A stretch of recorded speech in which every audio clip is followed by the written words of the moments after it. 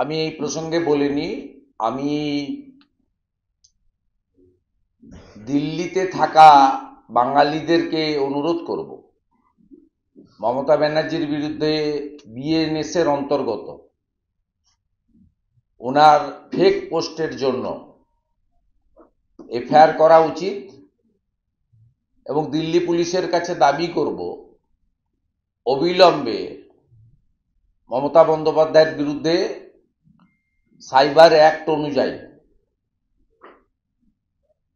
ব্যবস্থা নেওয়ার জন্য। আর আমি কাঁথির এমপি সৌমেন্দু অধিকারীকে অলরেডি টেলিফোনে বলেছি, পার্লামেন্ট শেষ হয়ে গেলে বিকেলে গিয়ে দিল্লি পুলিশের সাইবার ক্রাইমের থানাতে মমতা ব্যানার্জির নামে স্পেসিফিক এফআইআর করতে। তিনি এফআইআর করবেন, আমাকে জানিয়েছেন কন্টাক্ট বিজেপি এমপি সৌমেন্দু অধিকারী। তিনি আজকে এইচএম এর ভাষণ আছে, অনারেবল এইচএম এর, তারপরে তিনি পার্লামেন্ট থেকে গিয়ে সেকেন্ড হাফে এফআইআর করবেন।